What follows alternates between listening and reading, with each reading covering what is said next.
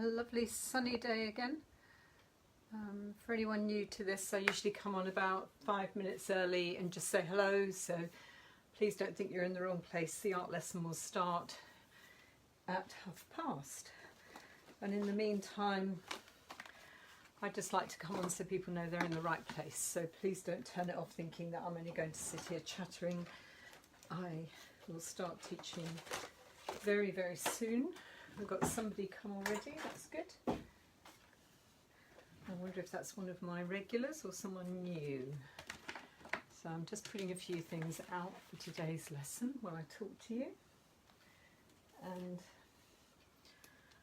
I'm going to use a little bit of paint today, but that wasn't on the list because I didn't expect you to have it right now, but it's just so I can show you how you could do this with paint as well.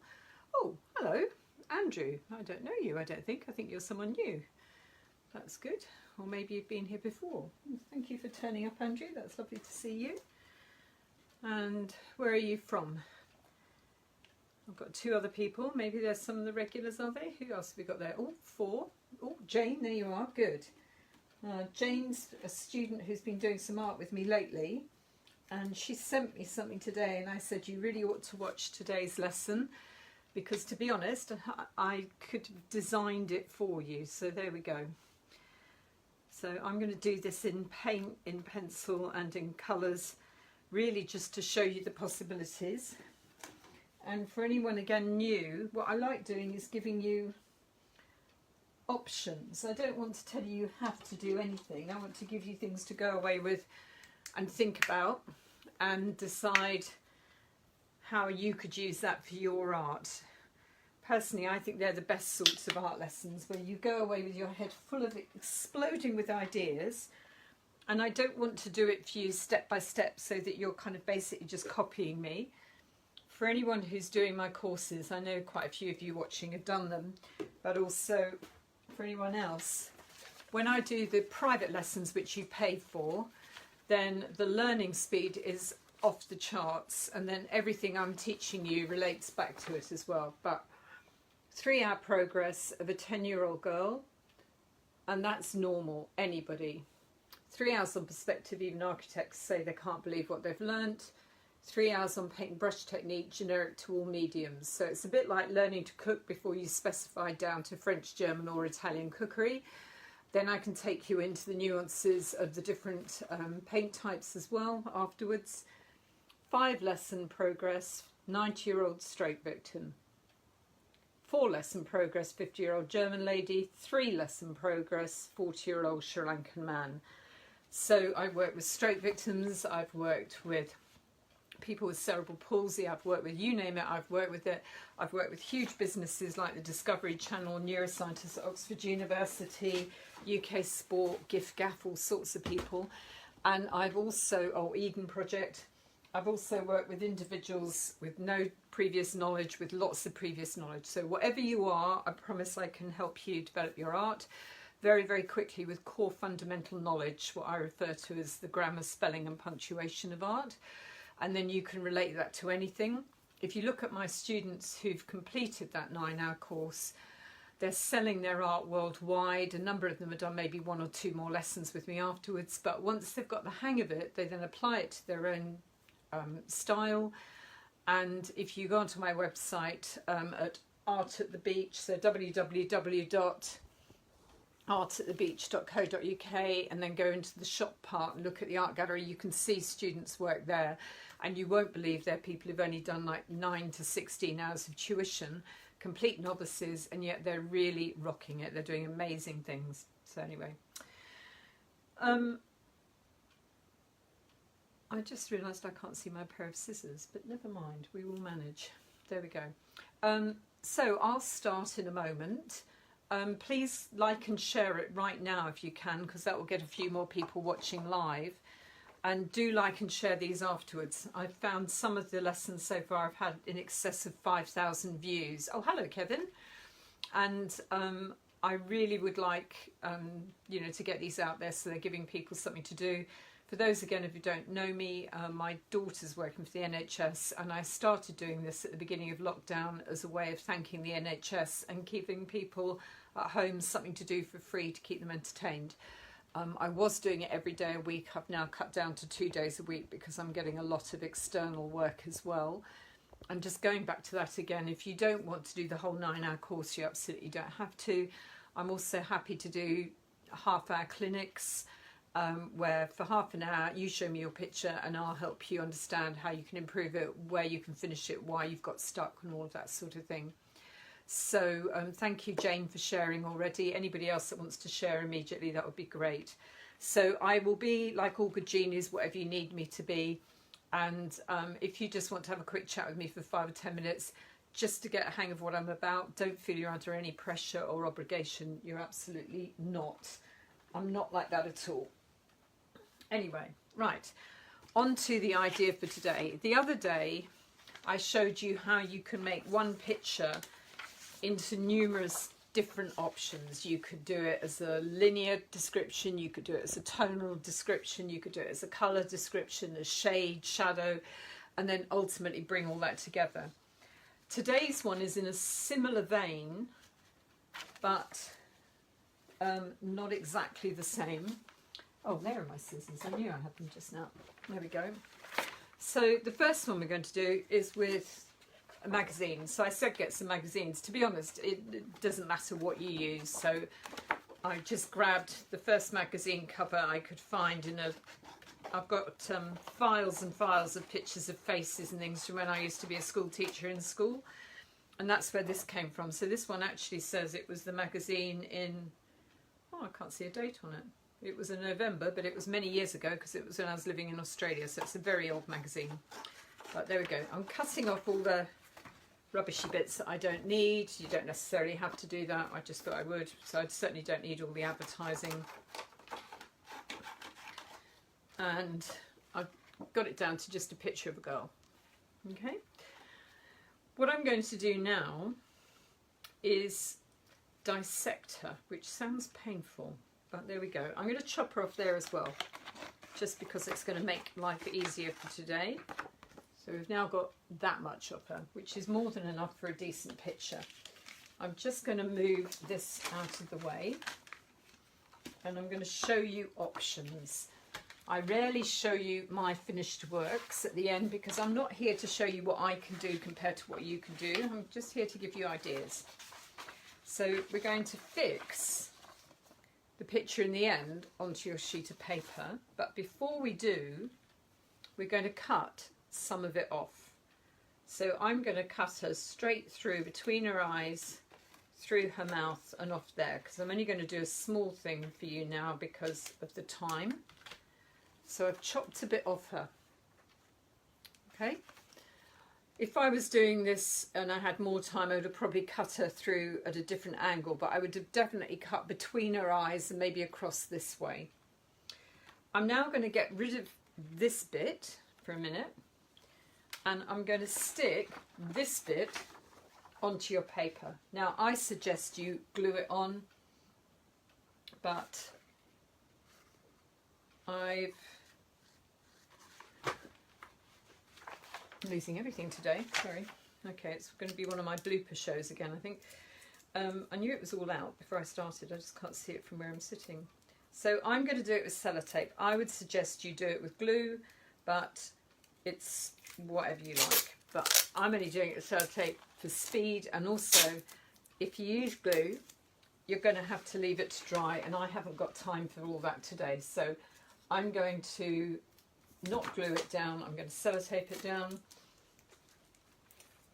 and pull up my piece of paper and sellotape her onto it here, like that.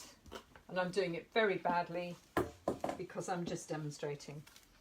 And I'm going to stick her on here again, just so this doesn't move around. There we go. I'm going to hold her up with my magnets and let that fall away. And there we go. And that's the beginning of what we're doing today. Now, at the moment, there's no skill to that, but this is where it comes in. I'm going to do this a few different ways, just so you can see the options. I'm going to use some pencils here. So I've just got a standard pencil. And if I wanted to, What I now want to do is put that there and have a good look. And then I could even help myself just a little bit by maybe putting a marker here where her face ends, and maybe I might say that the eye ends here, just so I know roughly where I'm heading for. And then I'm going to move it over a little bit, and what I'm going to try and do now is finish off the picture. So I know that her eye was in that area, her eyebrow's going up here a bit.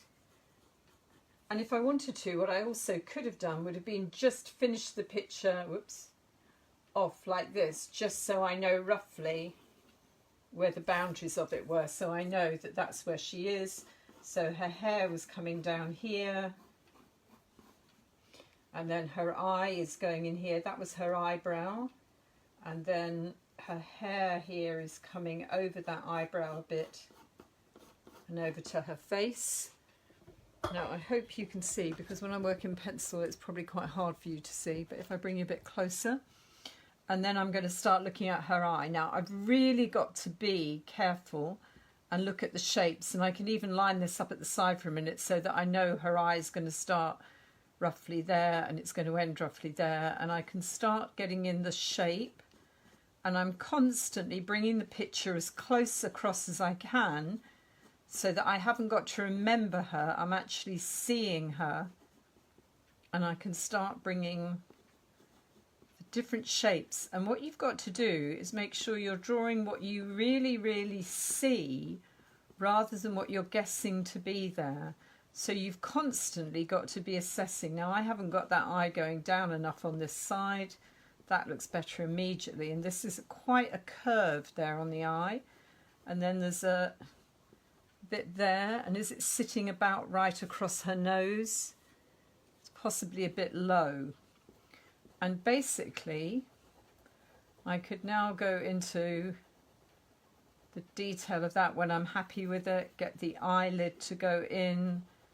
I can see her eyelashes on this. And basically, I'm drawing the other side of the face in. So I've got this here. I'm allowed to use this. I'm not actually tracing it, but I'm just moving it around as close as possible. There's a little dark bit just in there. And there's a bit of dark here. Now we've got this fringy bit coming over. And then her nose is coming out about there. So that's almost like nearly the width of my finger out. So I know that that's got to be coming around sort of here.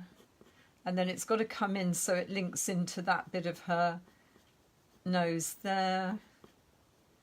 And I can draw the rest of her nostril in. And then with her mouth, she's got quite a pouty mouth here. And so I'm forcing myself to really look. And as boring as it might sound, we don't actually look very hard at all when we draw and paint. We rely much more than we realise on guesswork. And so here, I've got her mouth, her face is coming out too far on mine at the moment. So in fact, her face comes almost straight in like this. And you can see that I'm starting to get her in there, and she's looking quite good. And then I could start doing a bit of shading where she's a bit darker. So she's a little bit darker over here, but she's quite light on the side of her face because obviously the light's coming in from that side. And I'm building it up. I can even smudge it a bit to make it a bit more realistic. You don't want hard outlines. It's not going to help you, but there is a bit of a dark line there on her lip, but it's not an outline. And there's a few darker curved lines on her mouth there. And then the rest of her mouth is a bit darker. And I can start building it up. And basically you can see how I'm doing a drawing of this lady, and I've got her in black and white like that first. So that would be number one. Number two would be to do exactly the same thing. And I'm just going to tuck this piece of paper under this end so I can just do it again on top of that same picture. So once again, I can margin out where she is, just so that I know that I'm keeping to the parameters of the picture, and it probably would have been better if I'd cut this a bit squarer, but you saw I was doing it quite quickly. So I know that she fits in there, and that's almost like the jigsaw piece that I'm going to replicate. And I can do this bit. This time I could go into coloured pencils, which I've got down here by my feet. And instead of looking at the tonal change of her face, this time I can go more into the colour changes of her face. Now I'm doing this with just what's around me, and I'm sure you've got far better colour ranges and things than I've got here, but I could do it this time almost by elimination. So rather than drawing the side of her face as a line, I'm just using it as a way to know where the darker hair starts. So I drew the line, but I'm not making it into a line on the edge of her face, and her hair has got a definite angle to it here, so I'm going to replicate that angle, because that angle of hair gives you flow. And I'm going to come down here now and put some hairs coming in, and this colour isn't bad for her hair. And again, a lot of people are looking for this perfect colour for things. If you look at my hair, or if you look at her hair on here, there's no one perfect colour. Her hair's full of colour. So I'm now using a more yellowy tone, and I'm going to use that amongst this and follow the line of her hair again. And I think, to be honest, I've gone a bit too yellow.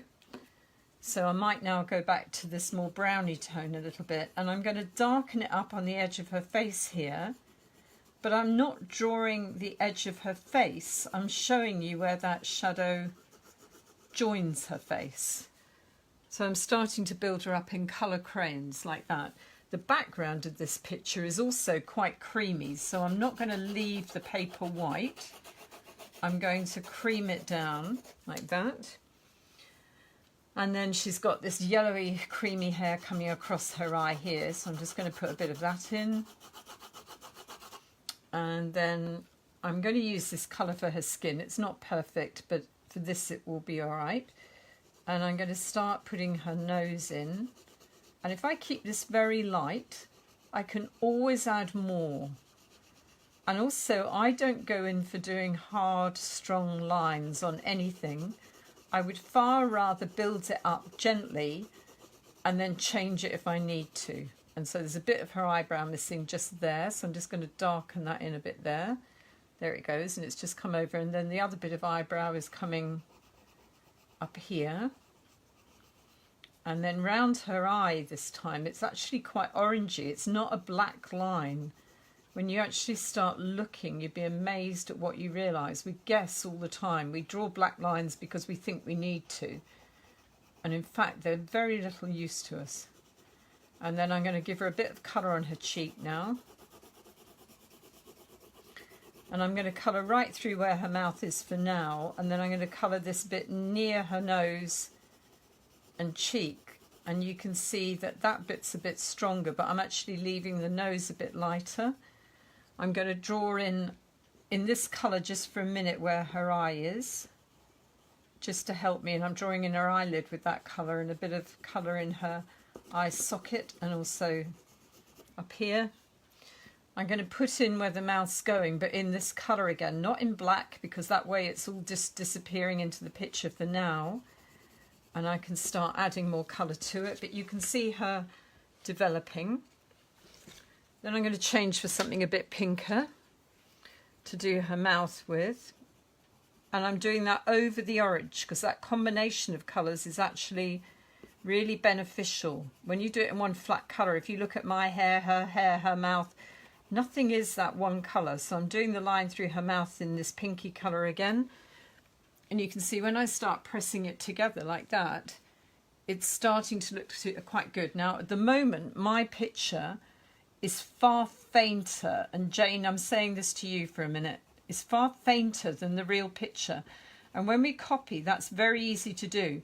So actually, by laying the two things together like this, even if you fold your actual picture, it forces you to see the colour differential, which we nearly always miss. And I'm just going to come up with some of this colour now, just to add a bit of pinky tone to her skin.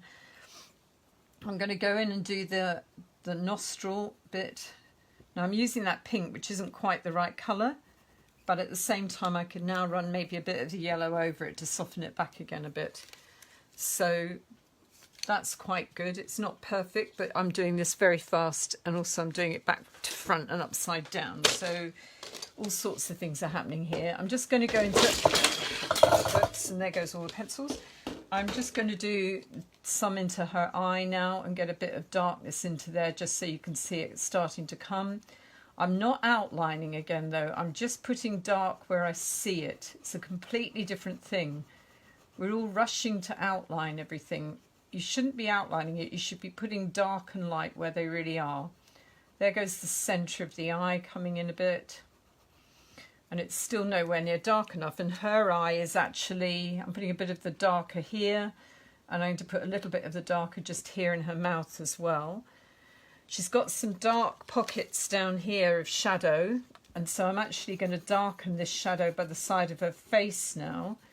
And you can see the moment I did that, and I'm darkening the shadow on her hair that falls over her face. And you can see it starting to work and come forward, and she's starting to materialise. Now she's still nowhere near strong enough or dark enough, and I've just thrown half my colour pencils on the floor, so I may not now have the right colours, but for speed I'm just going to keep going with what I've got. Now that is strong, but it's not black. I'm going into the middle of the eye again now, and then I'm going to put the bluey bit here. I'm going to darken that up a bit. Now, I think I've actually lost it. It was better again just now. You can see her eyelashes on this, which is weird. I don't really like drawing eyelashes, but because I can see them, I will draw a few. But I don't want to make them into anything too much. And her eyes are a powdery blue, so I need a grey colour, which has gone flying over here. Let me just grab that. I've got a grey-blue colour. And I'm just going to put that into her eye and check what colour it is on here again.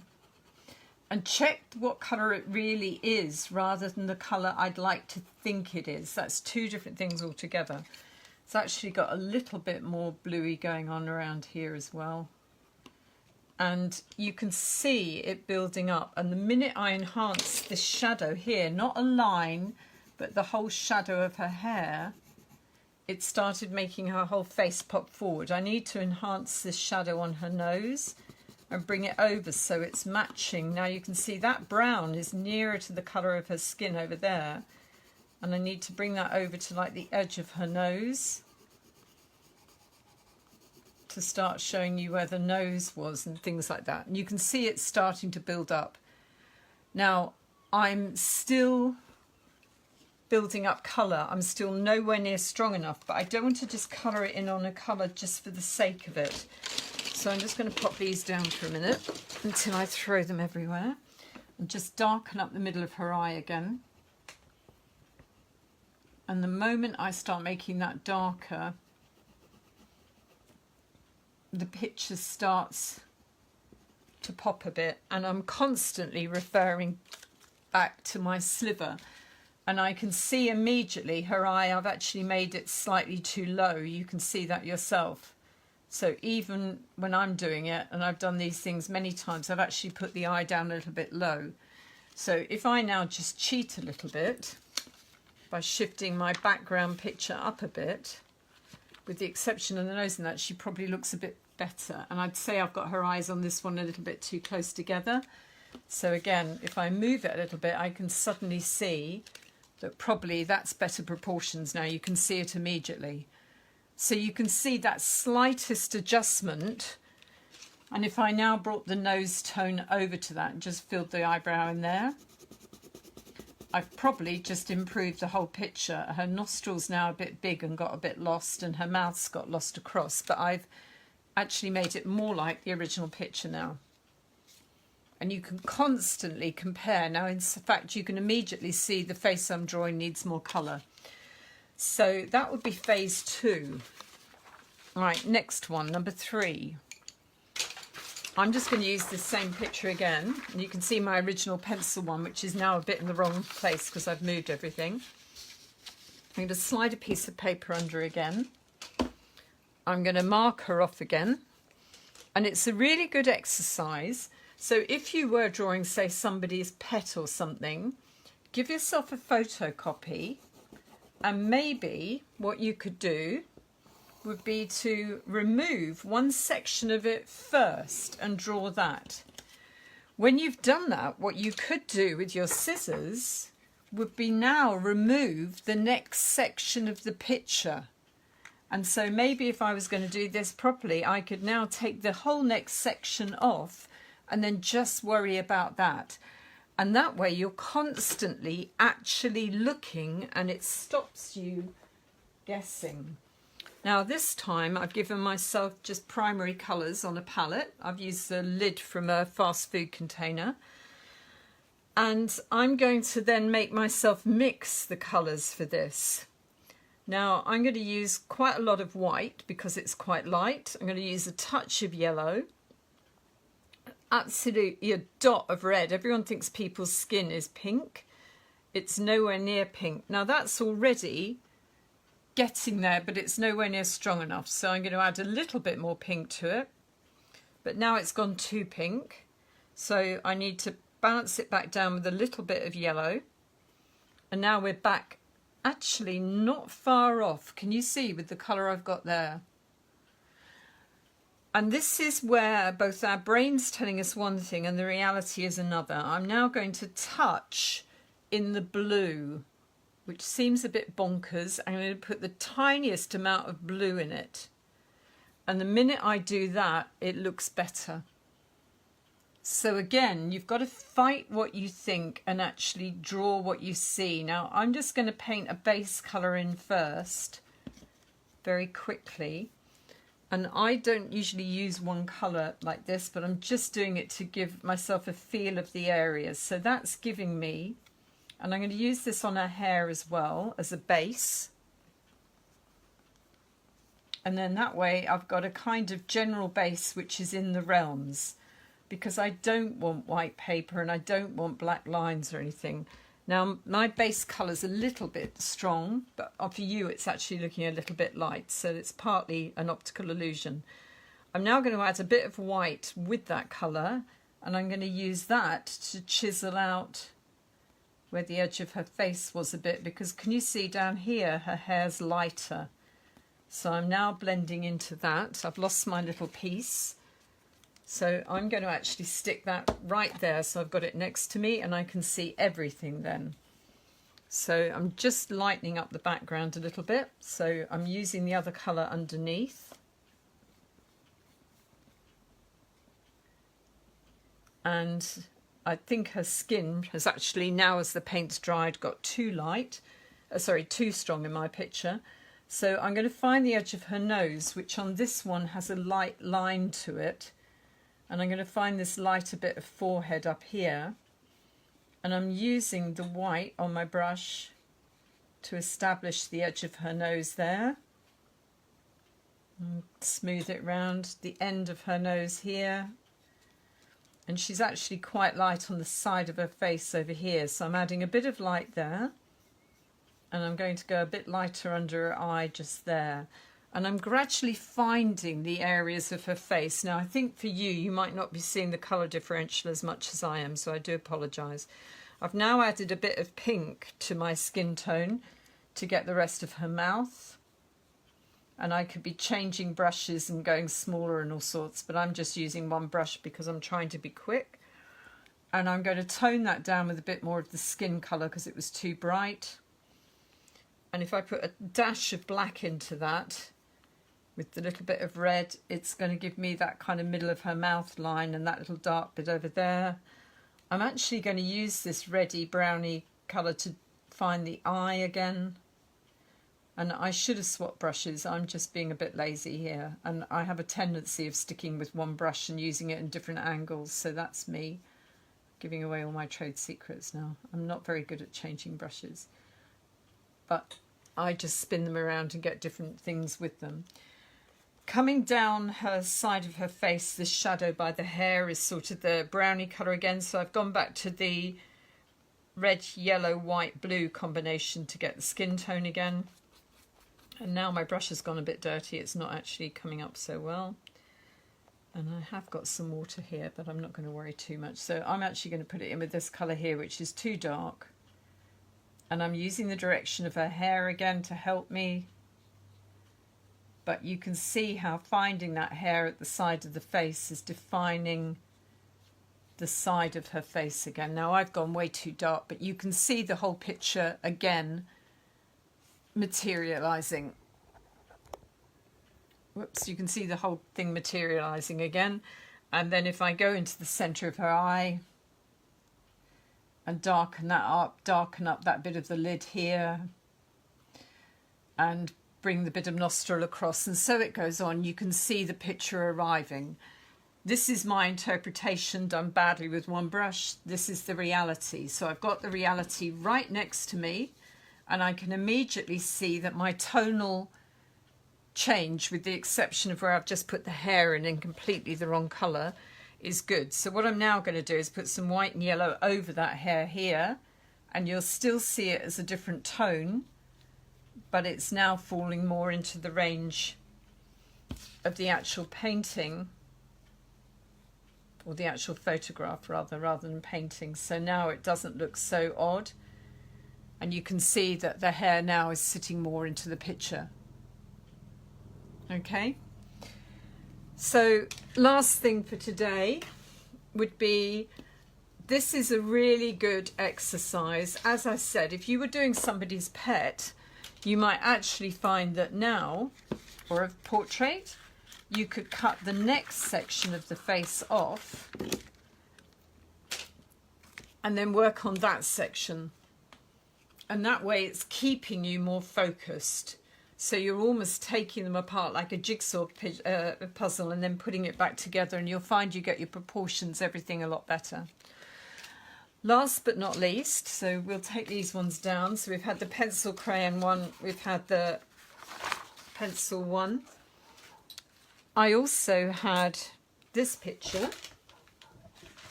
of another lady, but only in black and white. So again, I won't do it right now, but you can imagine I could have cut her through and done her only with pencils. And so I could have done this with charcoal or even pen and ink. And it forces you again to look at proportion and colour as a truth rather than your fantasy. So that would be this one. And then the last picture I had here to show you today was this one. And we could do the exact same thing with, say, a picture. Now, again, there's someone up at the moment who recently did a picture. And what I'm noticing with their work is they're losing colour value. So if I just do a tiny bit on this one now in front of you, I wanted to do a bit on that black and white lady, but we're running out of time. And I'm sure you've all got lots of things you need to do. But if you want a private lesson with me, then all these things are explained very fully, and at the end of it you'll completely understand where I'm coming from. So again, we're saving one half, cutting the other half off, or quarter or eighth or whatever it is you choose to chop off. For the younger ones, I know there's a very, very talented young lady that's watching me again today, has been sending me lots of her work. This will get you in very good stead at school and things, because you will be seeing better than your friends are. So I've put that one up there. I'm just going to move the camera around a bit so you can see. There we go. Now I'm going to do this in paint again. Now my brush and my water are a bit dirty, and if I go off and change it, you're going to miss me. But to get this greeny colour, I'm putting blue and yellow together, and I'm going to put a bit of white in it and try and get a turquoisey colour. And this isn't the best colour mix I've done, but again, it's for speed. But the volume of this colour is actually quite incredible. I need to bring in, and it's much stronger than you would think if you don't bring the things alongside each other. Now I'm going to put the whole sea in behind this fishing net here. You can leave these artworks as two halves, because that's quite acceptable, because it proves you've done the exercise. You could equally just paint slightly into your picture just to prove you've got the colours right, and also to bring some lines right through if you're doing it as an exercise.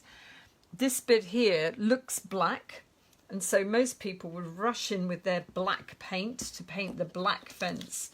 The truth of the matter is it's actually nowhere near black. It's got some grey and things. So I'm now looking across here and I'm putting back in the fishing net things. And I would need to spend a lot more time and consideration to get everything here right. But I'm just showing you roughly how I can repaint that in quite quickly. And now I'm painting the shadows on the ground. And there's some netting on it. So I'm going to imply netting by just letting my brush crisscross over it. If I start drawing the netting in, you're going to be just staring at the netting. And you already can see that it's disappearing in, so I know that I must be getting my colour values pretty good.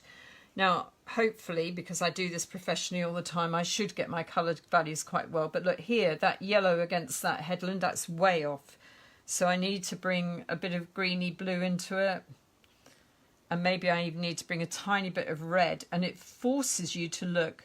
We do have a habit, particularly if we're working with pencil crayons and things, to look at the colour of the pencil and expect it to do all the work. Whereas in fact, you need to consider, now it's getting better here with the bit of red and blue. I don't know if you saw it happen, but it's suddenly matched in. Now I wouldn't have even seen that as red and blue. I was seeing it as more yellowy. But the minute I put the red and blue into it, it suddenly sits together, and I can even paint across onto the other bit of the headland and it still looks right. I need to bring my sea back because I've kind of brought the sea level down by accident, so I'm just bringing a bit more of the turquoise through there. And now that's sitting there quite well, and in fact in the real picture there's a bit of purpley here, so I'm just going to put that on there to give a bit of a shadow, and the hill actually goes up a bit there, and I hadn't done that so because I wasn't concentrating and I wasn't looking. Probably should have done the sky first. The sky looks blue, so what happens is we start lunging into bright blue, whereas in fact that blue is nowhere near. Can you see? It's a much more aqua blue, and it needs a whole lot more white in it like that. And that's not quite the right blue, but it's not bad, because look, if I paint over the edge again, it's sitting there all right. And if I bring that down now to the headland, and I'm going to get a little bit lighter as I go down, and I can bring that down behind the headland. I actually should have done the headland first. I'm being a bit naughty here. But I'm trying to show you lots of things in a short space of time. So here again, if I now bring that across, we've now got the sky, we've got the headland happening, and you can see my picture. It's interesting actually, because when I look in the camera, it looks completely different to what I'm seeing here. To me, it's looking closer than it is on the camera. So.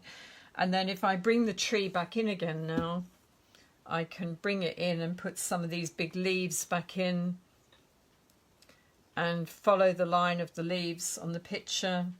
And I didn't take my sky all the way up to the top. I'm sorry, I've been rushing, but hopefully that gives you a lot of information. And considering these are free lessons, I hope you realise quite the amount you would learn if you do the private ones. And I will keep these going a bit longer like this, but I'm not quite sure what I'll do.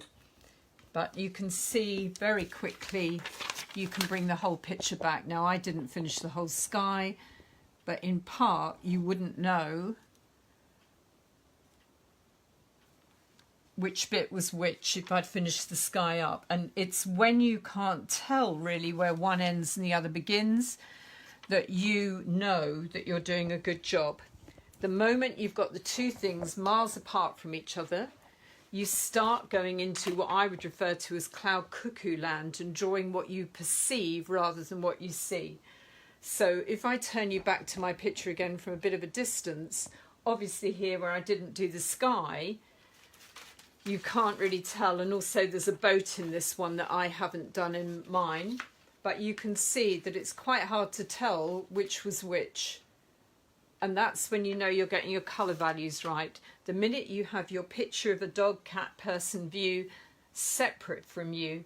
And last but not least today, say you did want to do this and you were going to use this picture, and you didn't want to do it this way and doing it in sections, then you have got to think of doing this, which is to literally fold your picture that you're using as your information and bring that folded picture over to the one you're drawing and actually do things like this. See, am I lining it up? Am I getting the sizes right? Also, am I getting the colour values anything like right? And does it have to be identical? No, but should it be at least close? Yes.